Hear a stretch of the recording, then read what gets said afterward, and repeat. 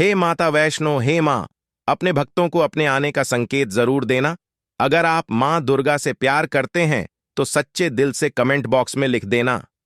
जय माता रानी। दोस्तों, नवरात्रि में यह 7 संकेत बताते हैं कि माँ दुर्गा आपसे बहुत प्रसन्न है और आपके घर में स्वयं आ चुकी है।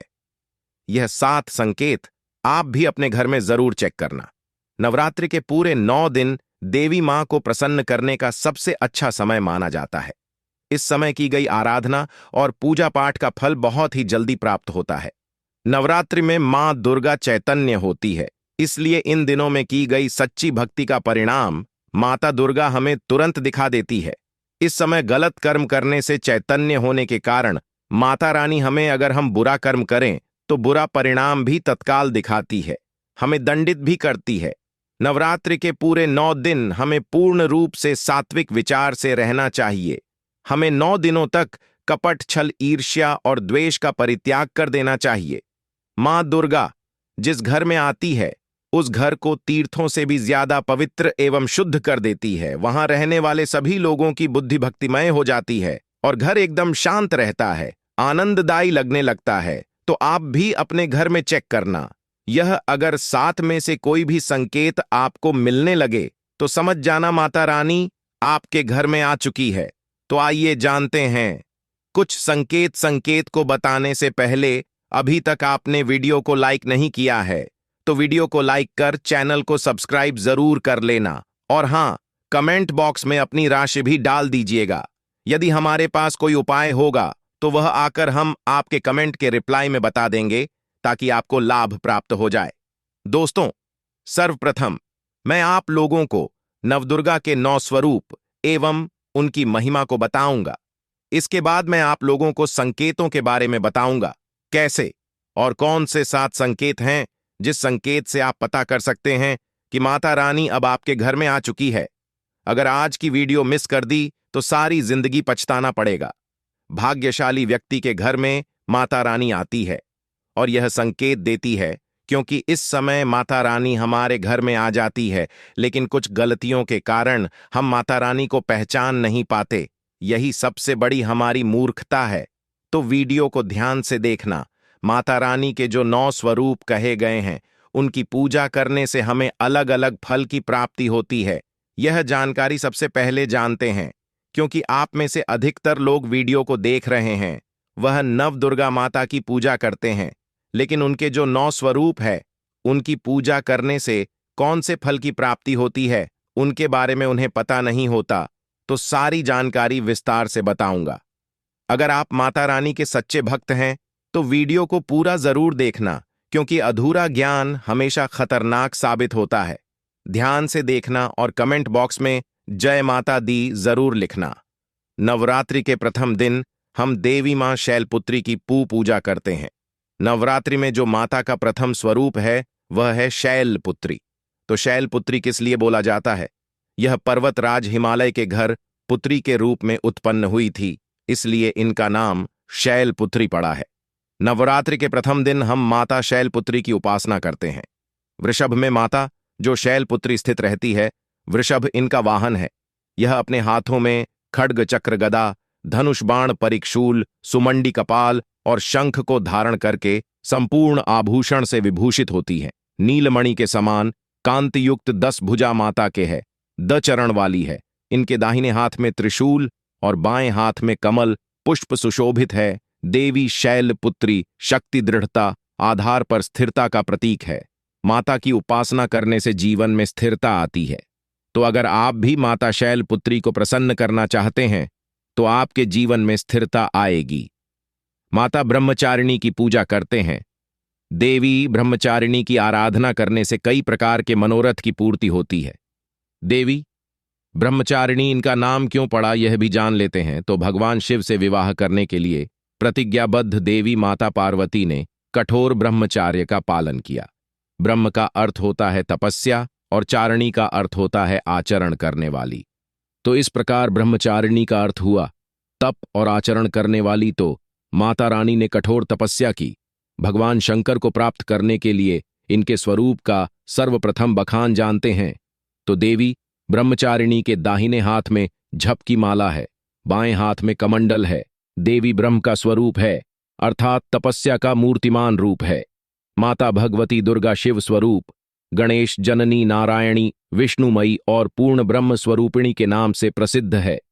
देवी ब्रह्मचारिणी की उपासना करने से मनुष्य में तप, त्याग, वैराग्य, सदाचार और संयम की वृद्धि होती है। माता की कृपा से सर्वत्र सिद्ध और विजय की प्राप्ति होती है। माता ब्रह्मचारिणी का मंत्र है, या देवी सर्वभूतेषु ब्रह्मचारिणी रूपेण संस्था नमस्तस्य नमस्तस्य। दिनमान चंद्र घंटा की पूजा करते हैं। इस देवी के मस्तक पर घंटे के आकार का चंद्र बना हुआ है, इसलिए माता का नाम चंद्र घंटा पड़ा है। इनके जो चंद हैं यह भयंकर है। घंटे की ध्वनि से यह सभी दुष्ट दैत्यों का नाश करती है, इसलिए माता का नाम चंद्र घंटा पड़ा है। इनका स्वरूप जान लेते हैं तो मां के शरीर का रंग स्वर्ण के समान चमकीला है। इनके 3 नेत्र हैं, 10 हाथ है। इनके कर कमल, गदा, धनुष, बाण, खड्ग, त्रिशूल और अस्त्र शस्त्र लिए हुए है। अग्नि जैसे वर्ण वाली हैं, ज्ञान से जगमगा वाली है, दीप्तिमयी है।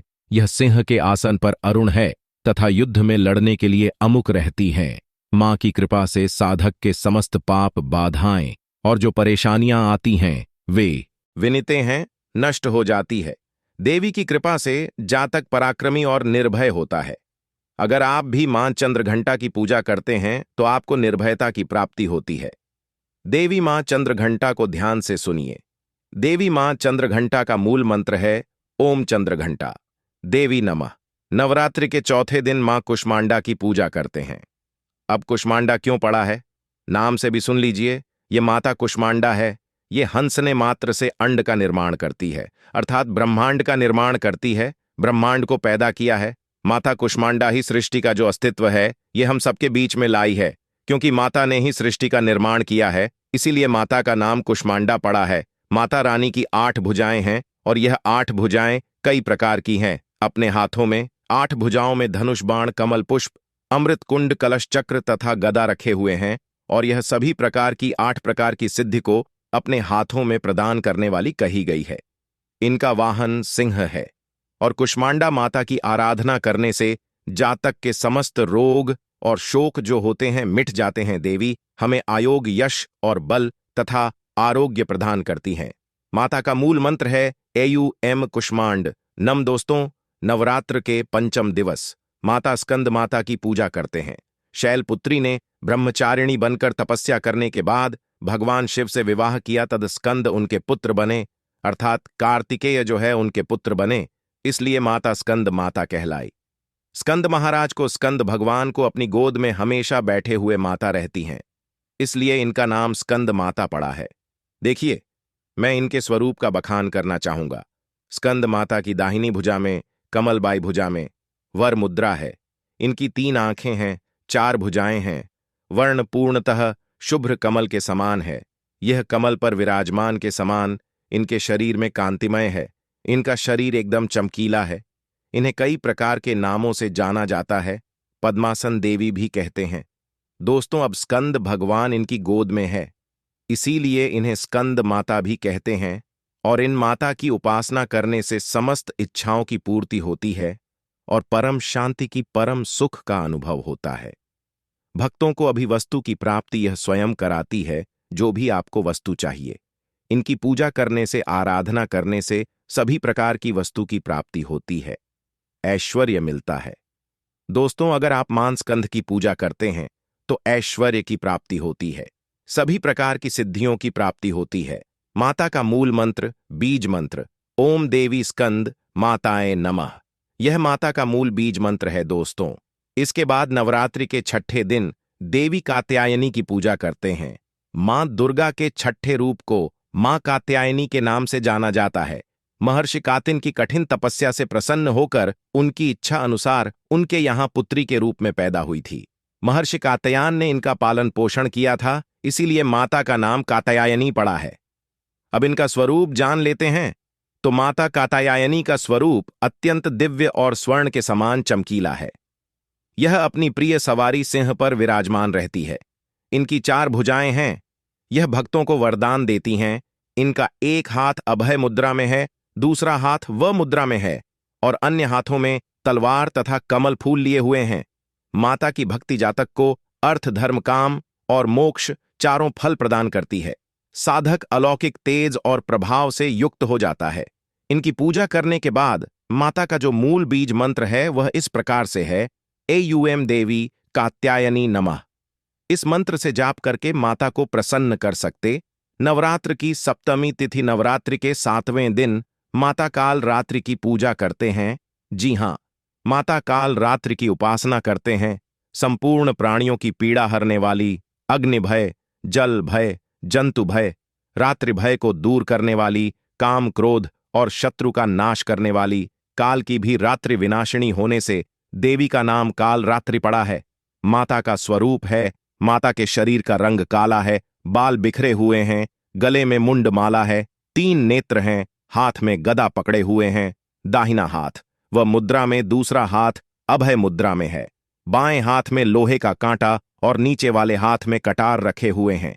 इनकी पूजा करने से सभी पापों से मुक्ति, दुश्मनों का नाश और तेज बढ़ता है। मां अपने भक्तों के सभी प्रकार के कष्टों और भय से मुक्त करती हैं। माता का जो बीज मंत्र है ओम ऐं हलिम क्लीं चामुंडाय विचय, इस मंत्र का जाप करने से माता बहुत ही प्रसन्न होती है। या फिर ओम काली के नम, इस मंत्र का भी जाप कर सकते हैं। दोस्तों, नवरात्रि के अष्टमी के दिन नवरात्रि के जो अष्टम स्वरूप कही गई है मां महागौरी, मां दुर्गा का जो अष्टमी स्वरूप है यह महागौरी है। हिमालय में तपस्या करते समय गौरी का शरीर धूल मिट्टी से ढककर मलिन हो गया था, जिसे शिव ने गंगा जल से धोकर के मल को बाहर निकाल मलिन शरीर को गौर वर्ण प्रदान किया। इसलिए माता का नाम गौरी पड़ा है, महागौरी पड़ा है। इनका स्वरूप जान लेते हैं और इनकी पूजा करने से क्या फल प्राप्त होता है, आइए जानते हैं। तो देवी माता का स्वरूप कुछ इस प्रकार से है। देवी महागौरी के वस्त्र एवं आभूषण जो है श्वेत कलर के हैं। इनकी 4 भुजाएं हैं और वाहन वृषभ है। दाहिना हाथ अभय मुद्रा तथा दूसरे हाथ में त्रिशूल लिए हुए हैं। बाएं हाथ में डमरू और नीचे का बाएं हाथ वर मुद्रा में है।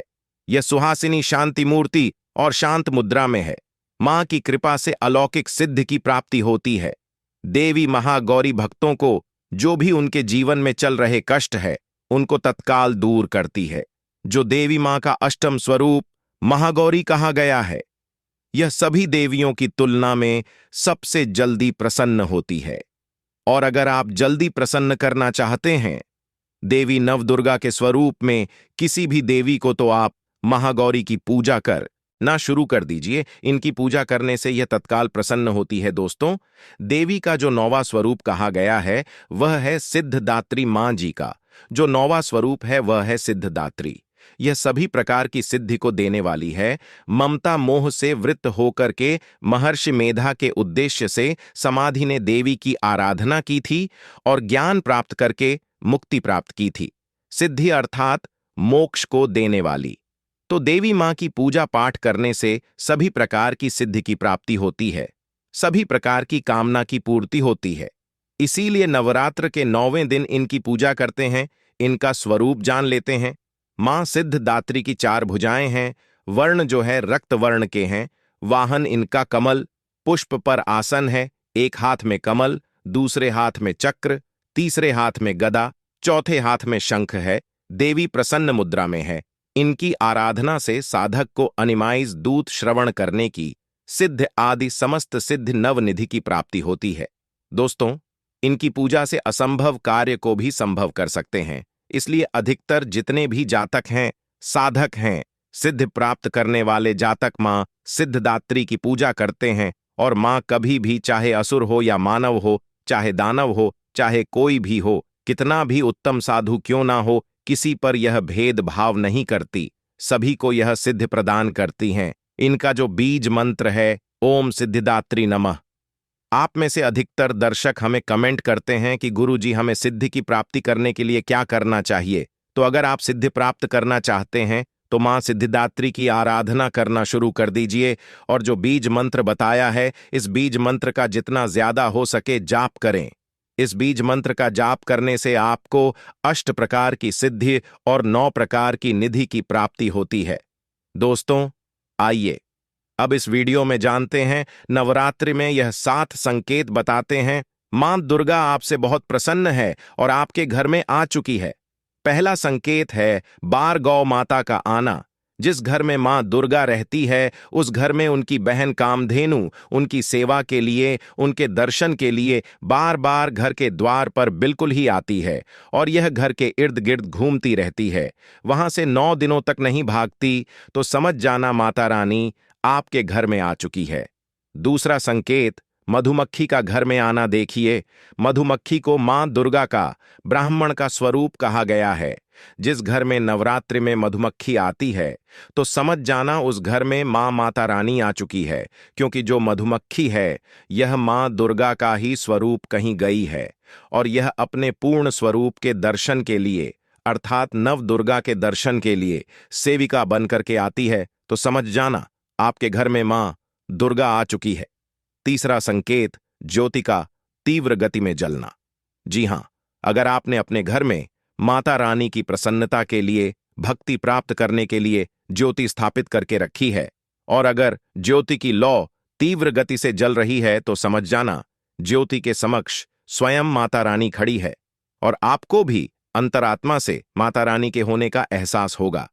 तो इन संकेत से भी पता कर सकते हैं कि माता रानी आपके घर में आ चुकी है। चौथा संकेत नवरात्रि में दीपक की बाती में फूल का बनना।